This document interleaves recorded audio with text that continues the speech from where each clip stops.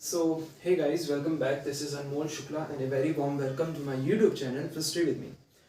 In today's lecture, we are going to talk about impact of culture on an organization. जहाँ पर हम ये समझेंगे कि किस तरीके से culture वो पूरे के पूरे ऑर्गेनाइजेशन पर इम्पैक्ट डालता है, किस तरीके से कल्चर का प्रभाव पड़ता है ऑर्गेनाइजेशन पर। हम समझेंगे 3 पॉइंट्स की मदद से जो कि आपके कंसेप्ट को एकदम क्लियर कर देंगे। सिंपल सा टॉपिक है। But before that, if you're new to the channel, subscribe and hit the bell icon to get the daily updates. Also, ये पार्ट 7 है, तो पार्ट 6 तक आई होप आप देख के आएंगे। डायरेक्ट अगर पार्ट 7 में आएंगे तो बहुत सारे ऐसे टर्म्स आएंगे जिनको आप नहीं समझ के आए हैं, स्टार्टिंग से नहीं वीडियो देख के आए, सो डेफिनेटली आपकी क्लैरिटी नहीं आ पाएगी।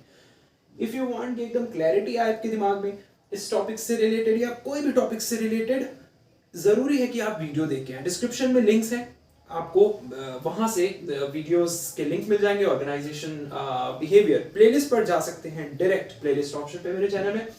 साथ ही अपने बेस्ट फ्रेंड से शेयर कीजिए ज्यादा से ज्यादा वीडियोस को, ऐसी वीडियो को जो हेल्पफुल हो सकती है अपने बेस्ट फ्रेंड के। आई एम नॉट सेइंग हर दोस्त को भेजो, अपने प्रिय दोस्त, अपने बेस्ट फ्रेंड को तो भेज ही सकते हो, बेस्ट बडी को भेज सकते हो। So let's start impact of culture on an organization. And one more thing, notes के लिए कई लोगों ने मुझे मैसेजेस किए हैं, टेलीग्राम पर भी, इवन मेल भी की है। आप देखते नहीं हो, प्लीज मैं बता देता हूं फिर से कि नोट्स जो हैं वो डिस्क्रिप्शन में ऑर्गेनाइजेशनल बिहेवियर की प्लेलिस्ट एक्सेस कर लो। और याद रखो कि वीडियो के डिस्क्रिप्शन में ही नोट्स मिलते हैं। टेलीग्राम चैनल को भी ज्वाइन कर लो क्योंकि दूसरी प्लेलिस्ट के नोट्स वहीं पर आते हैं। So I hope you got an idea. So क्या कल्चर का इंपैक्ट है ऑर्गेनाइजेशन पर? सबसे पहला देखो, वर्क एथिक।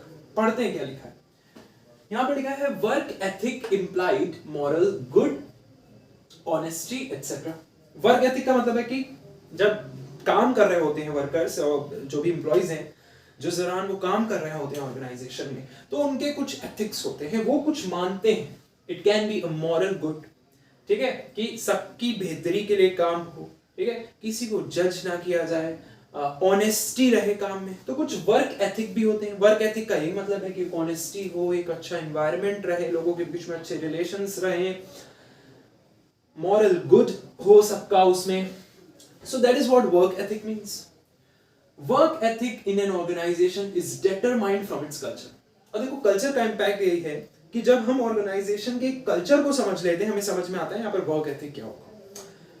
किसी ऑर्गेनाइजेशन के कल्चर में अगर ये है कि लोग वहां पर एकदम पूरी तरीके से गॉसिप्स में भरे हुए हैं, एक दूसरे को जज करते हुए फिर रहे हैं, वो जज करना किसी भी बेसिस पे हो सकता है। सो अगर ये मैंने कल्चर देखा ऑर्गेनाइजेशन का, तो उससे मुझे जाहिर हो जाता है कि भाई ये ऑर्गेनाइजेशन का कल्चर जो है, वर्क एथिक जो है, ये उतना अच्छा नहीं है। सो डेफिनेटली कल्चर इंपैक्ट करता है ऑर्गेनाइजेशन को।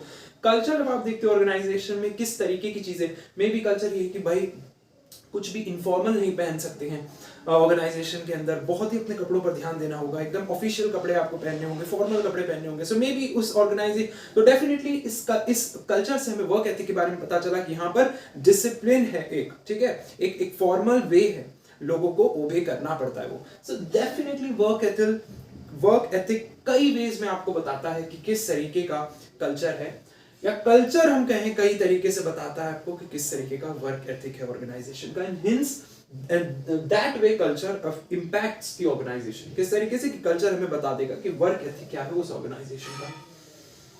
Organisation culture determines the ethical standards for the organization, और डेफिनेटली उस ऑर्गेनाइजेशन का कल्चर डिफाइन करेगा।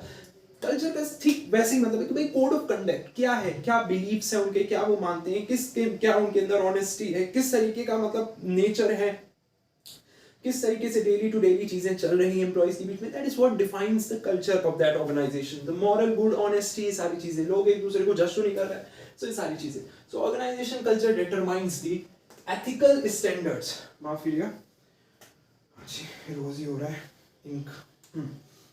तो जो ऑर्गेनाइजेशन कल्चर है ये डिटरमाइन करता है कि एथिकल स्टैंडर्ड्स क्या होंगे ऑर्गेनाइजेशन के एज ए होल या इंडिविजुअल मेंबर्स के। आई होप वर्क एथिक मैंने इनफ आपको एक्सप्लेन कर दिया है।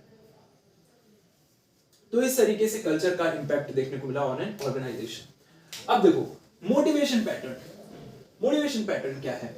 Culture determines the way people approach their jobs and life in general. देखो कल्चर ये भी पता लगाने में कहीं ना कहीं मदद करता है, और डेफिनेटली करता है कि किस तरीके से पीपल अप्रोच कर रहे हैं अपनी जॉब के लिए, किस तरीके से वो बिहेव कर रहे हैं जॉब में, उनके लिए काम कितना इंपॉर्टेंट है. कल्चर डेफिनेटली टेल्स अस कि how important their job is to them, definitely tells us that. ठीक है. And life in general, not only tells us about the people approaching their jobs, it also tells कि किस तरीके से वो अपनी life को हैंडल करते होंगे.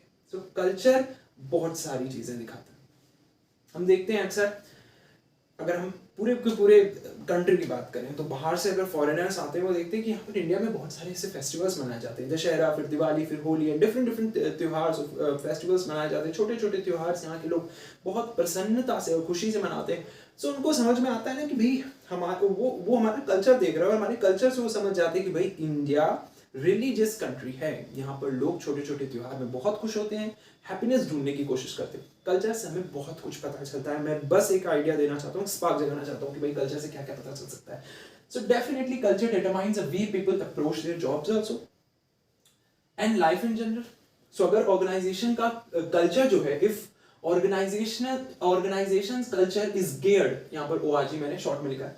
So if organization's culture is geared towards achievement, अगर ऑर्गेनाइजेशन का कल्चर जो है वो बढ़ रहा है गियर लगाते हुए अचीवमेंट की ओर, एम्फेसाइज करते हुए अचीवमेंट की ओर, तो people find it, definitely people will find it motivating. On the other hand, if I'm going to see a culture of XYZ companies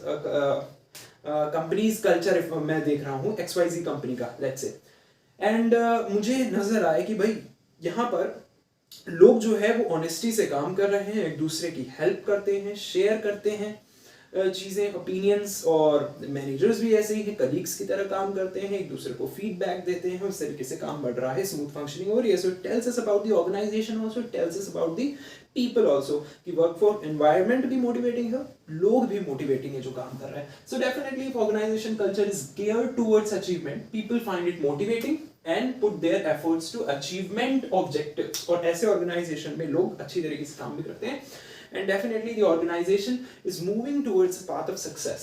So motivation pattern, culture का impact motivation pattern पर भी पड़ता है, पड़ता नहीं है. थर्ड पॉइंट है जहां पर हम बात करेंगे किस तरीके से कल्चर ऑर्गेनाइजेशन पर इम्पैक्ट कर पा रहा है, वो ऑर्गेनाइजेशनल प्रोसेसेस.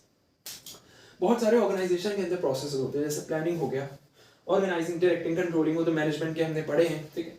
लेकिन कुछ ऑर्गेनाइजेशन प्रोसेस, जैसे कि मान लो फॉर एग्जांपल मैंने यहाँ पर लिया है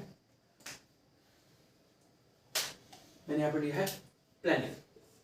कुछ ऑर्गेनाइजेशन प्रोसेस लाइक प्लानिंग हो गया, डिसीजन मेकिंग हो गई, या कंट्रोलिंग हो गई, ये तीन specifically they are determined by organization culture. तुम ऑर्गेनाइजेशन के कल्चर को देख के समझ सकते हो कि वहां की प्लानिंग कितनी अच्छी है, डेफिनेटली डिसीजन मेकिंग कैसी है, और कंट्रोलिंग पावर कैसी है. ऑर्गेनाइजेशन कल्चर से हमें ये तीनों चीजें बहुत अच्छे से समझ में आ सकती हैं कि किस तरीके के लोगों ने प्लानिंग की है, मैनेजर्स ने प्लानिंग की है, ओनर ने प्लानिंग की है, क्या कंट्रोलिंग पावर है उनमें, कितना वो कंट्रोल कर पा रहे हैं एक्टिविटीज को, कितना रेमेडियल एक्शंस वो ले पा रहे हैं, ये भी हमें कल्चर देख के समझ में आ जाएगा. साथ ही हमें डिसीजन मेकिंग पावर भी दिख जाएगी मैनेजर्स या लीडर्स की by the organization's culture in many ways, because these processes are carried out by the people in the organizations, and since these processes are carried out by the people, so definitely हम culture देख के, क्योंकि people हैं तो culture होगा, लोग हैं culture होगा तो culture देख के हम ये पता लगा सकते हैं कि कितनी अच्छी decision making है, उसकी planning है और controlling है. क्योंकि culture हमें motivation भी बता देता है, कल्चर हमें किस तरीके के लोग हैं, वर्क एथिक क्या है वो भी बता सकता है. तो डेफिनेटली हमें ये भी बताएगा कि प्लानिंग, डिसीजन मेकिंग और कंट्रोलिंग कैसी है कंपनी की. So I hope you got an idea कि कितना इंपैक्ट पड़ता है कल्चर का. चौथा पॉइंट क्या हो सकता है, जरूर लिख के बताइए मुझे. ठीक है, रिसर्च कीजिए. और चौथा पॉइंट क्या हो सकता है मुझे बताइए. फोर्थ पॉइंट जो है आपको बताना है, and that's your homework, and I hope कि आप इसका आंसर दोगे. कमेंट करिए, कमेंट सेक्शन का यूज करिए और मुझे बताइए चौथा पॉइंट क्या हो सकता है. नेक्स्ट वीडियो में जरूर मिलेंगे हम, क्योंकि एक बहुत इंपॉर्टेंट टॉपिक पार्ट 8 जिसमें हम इंडिविजुअल बिहेवियर की बात करेंगे. जरूर देखिएगा. इस वीडियो को यहीं पर समाप्त करूंगा मैं, और पढ़ते रहिए and take care. Thank you.